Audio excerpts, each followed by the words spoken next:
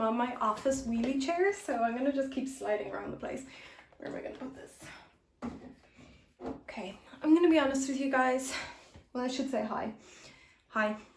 I'm gonna be honest with you guys. The only reason I look in any way alive and decent, considering Ireland is in its 5th month of lockdown, but anyway, is that I have a Zoom call straight after this. But I wanted to sit down and talk about Elhers Danlos syndrome, which I know I talk a lot about kind of in passing in a lot of my videos. You know, I mentioned having my joints click in and out of place and things like that, but I'm feeling a little bit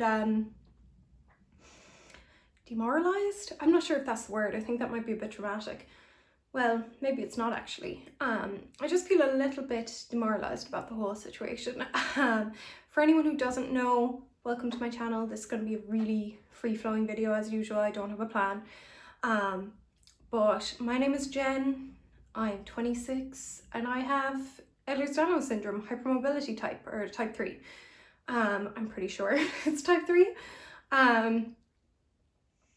And you know, it's strange because I've been diagnosed a few years, which means I've been not used to the ups and downs, but you know, because there kind of always seems to be new downs to get used to, but I'm used to it in a degree that I know what kind of pain to expect, what kind of experience to expect.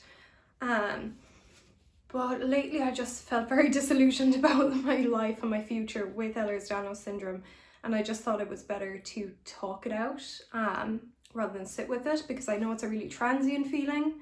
I won't feel like this forever. I tend to do this a lot, but it's still something worth talking about. Elhers Danlos syndrome is a connective tissue disorder where basically there's a mutation in the collagen that holds joints together. So therefore, if you have hypermobility, some people tend to assume that means that you're double jointed or you're like incredibly flexible, which sometimes I'm going to start that sentence again, which sometimes can be the case. It really can, but it's not always the case. It's definitely not.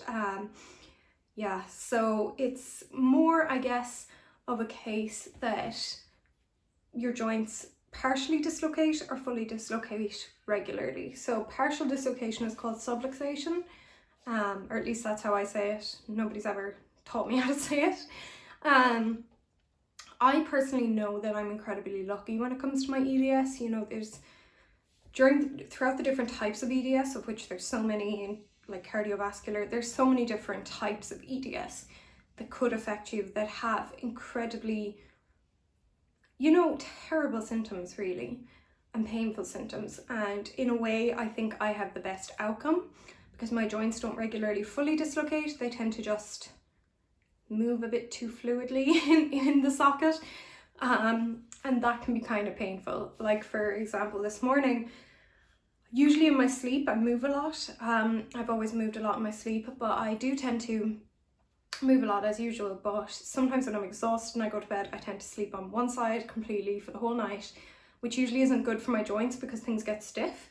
So I slept for the whole night on my left side, and I can really feel it in my shoulder because when I woke up, I had put my whole body weight on my shoulder and it had popped out, but I didn't notice it at first. So when I moved really quickly to get up this morning because I was trying to grab my alarm, and it just kind of felt like it tore, but it didn't tear. I think it just went back in quite uncomfortably. Or I think that was the experience.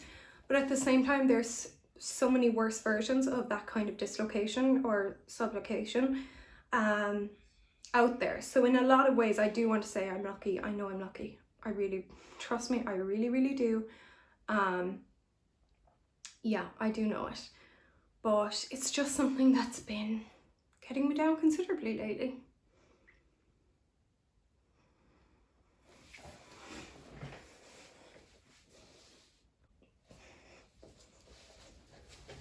Ooh, I got up to go to the bathroom and already I can't tell if I'm too close to the camera or not, but we're gonna film this anyway.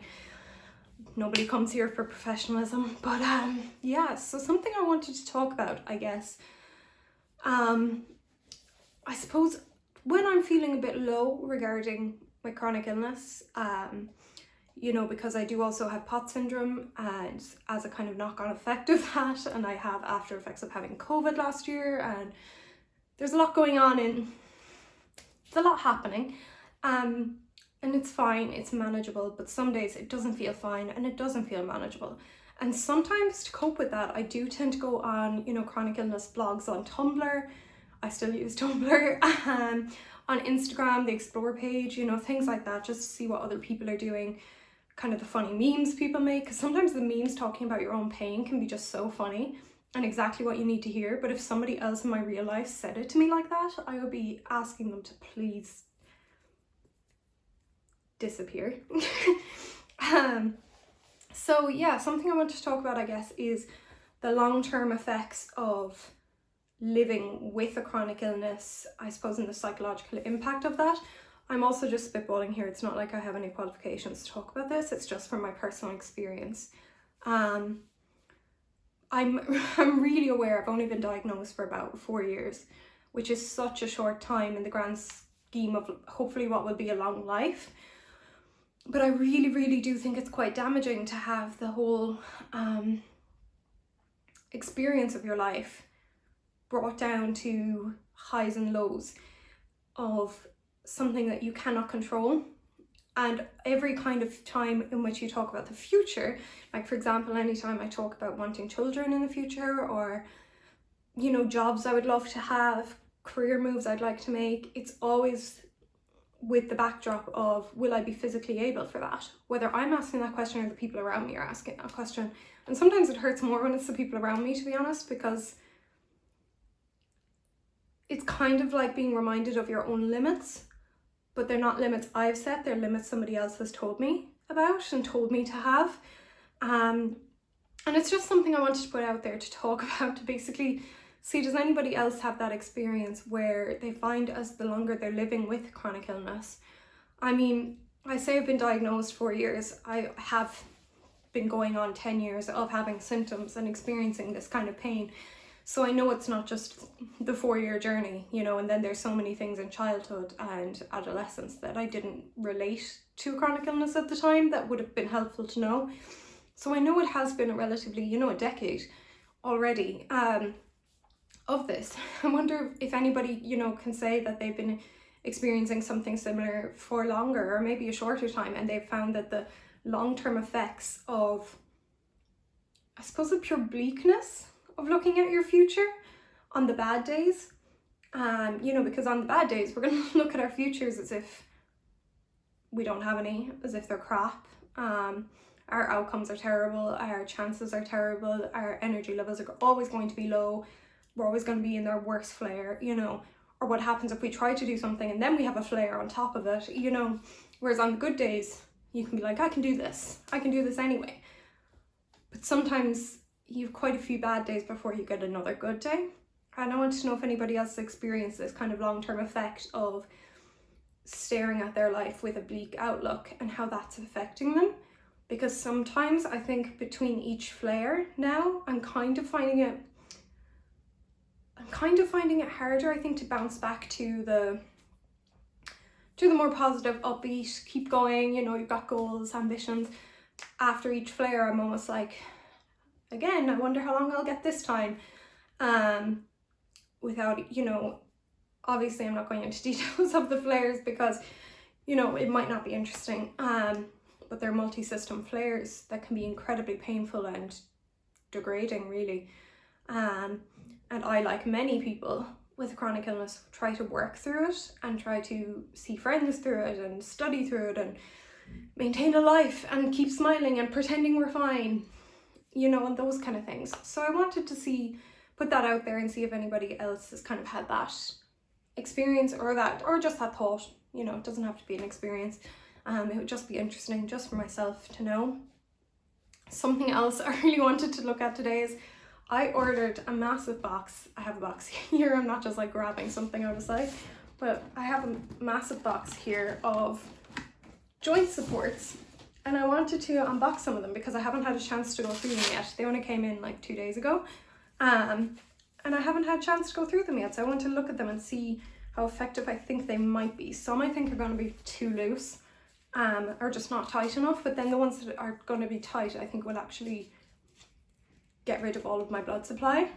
So yeah, let's have a go. Oh, and I'm back. My sister's going to interrupt me in any minute, I can tell, to offer me a Starbucks, which I will definitely take. But if you hear that, just ignore it. So this is the first one I got, which I did open some of these because I wanted a wrist support the other night. This has, I don't know how well this will wear, because on the outside, obviously it's got more felt kind of outside, because it's a little bit like obviously the Velcro has to stick, but it's a wrist support that I think if I go around this way, oh god, I think it should be, yeah, it should be like that. And I actually do think this will be quite handy. I bought this thinking this might be handy for writing, to help keep my thumb, because this thumb really loses its mind when I do a lot of physical writing. But I actually found it incredibly hard to hold a pen whilst doing this. So, but this will be really good for times after writing, just to offer support when I'm just on the laptop and things like that. I don't know if I bought another one for this hand, because obviously this is my not writing hand. I could have just said my left hand, but I'll be out in a sec. It's outside your door. Thank you.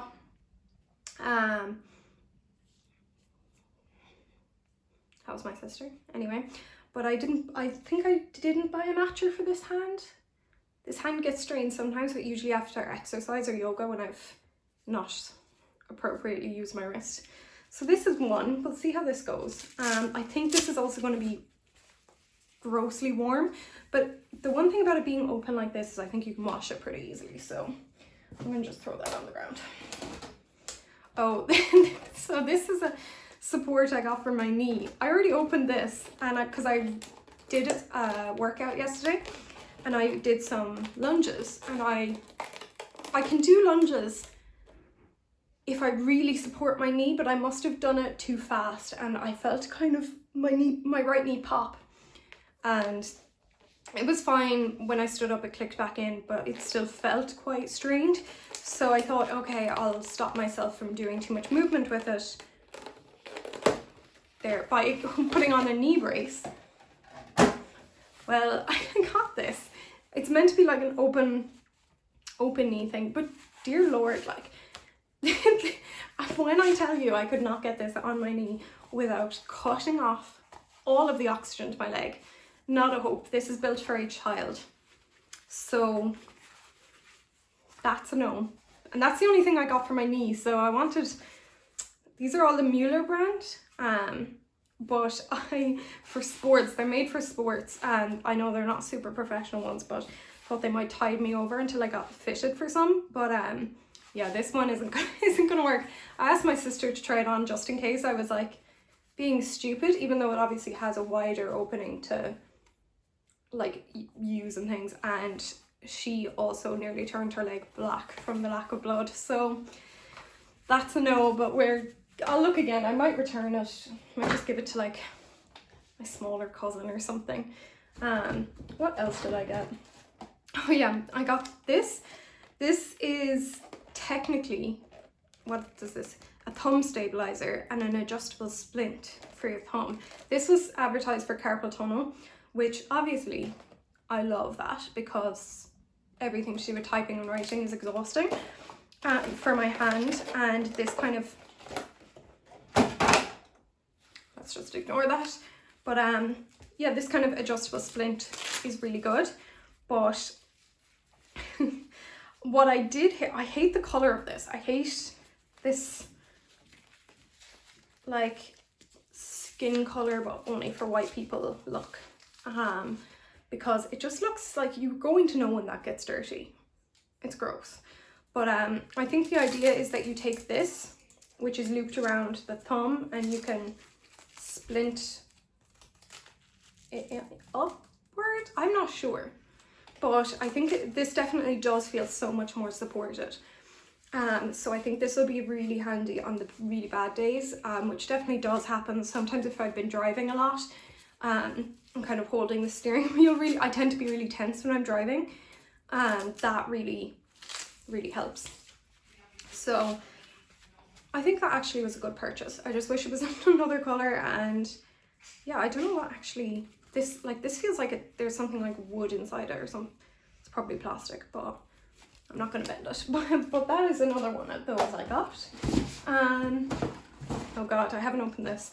So this is an adjustable elbow support. Ooh, Christ.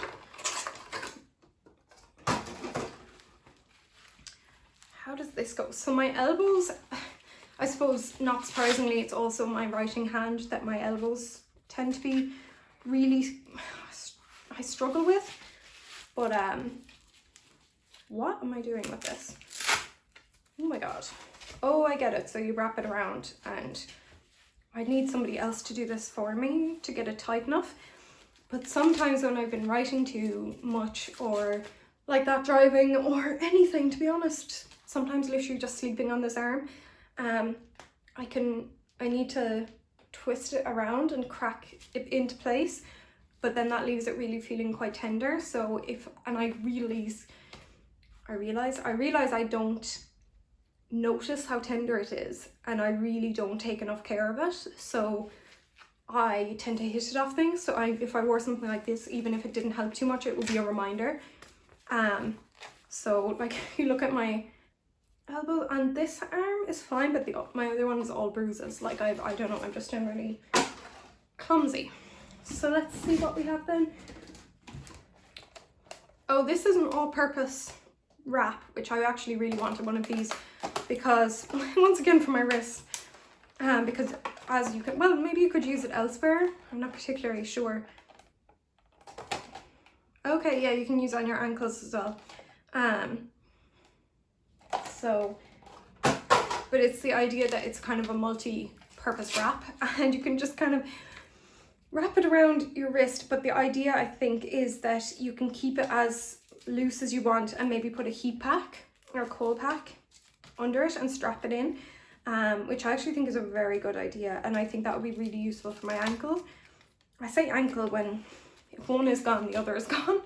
So yeah, but I think that's a really good idea, and I actually wish I got two. I didn't get two, because that would have been handy to be able to put like heat packs on both sides of my ankles at the same time, but we'll get there.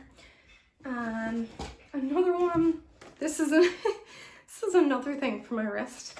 As you can see, I was trying them all out. So, oh my god. So this is a adjustable wrist brace with splint. Oh yeah, this was a different type of splint. I wasn't sure which one would roll well. Oh my god, how the hell am I meant to wear this? I have no idea what is happening. Oh, is it like, what the? Okay, it's like that. Yeah, okay. So we tighten it. Okay. I feel like I'm forgetting something. Like, I feel like there should be something through here, but I don't have a second thumb, so. Yeah, I feel like I've really done this wrong. I have no idea how. I've definitely done this wrong. Okay, that's on me, not the product, so I will figure that out.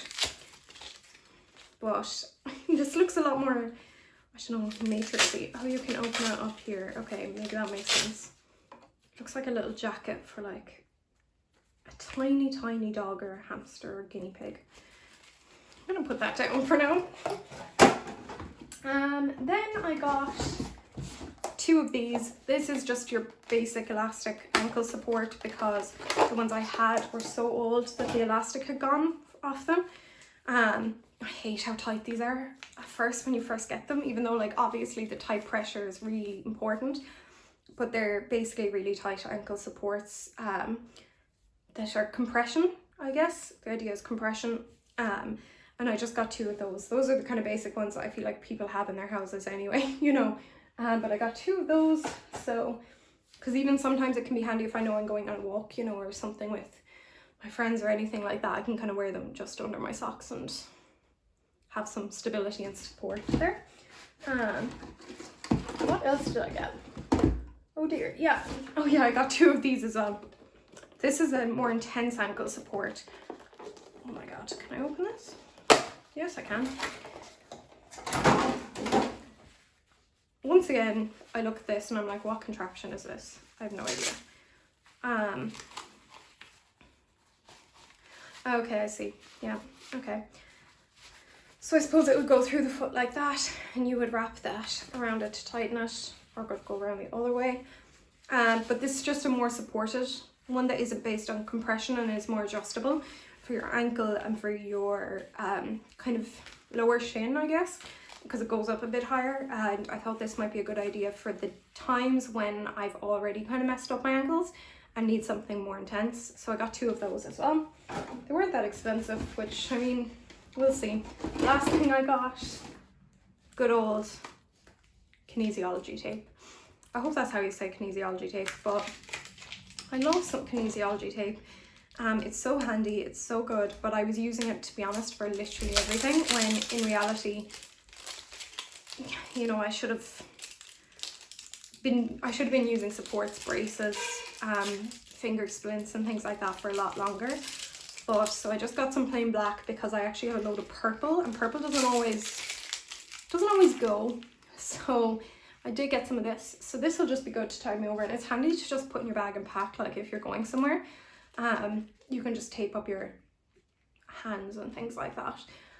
Even though I tend to tape up my knees a good bit with this, because I find that sometimes, and I'll need it now seeing as my knee brace it fits for like a child.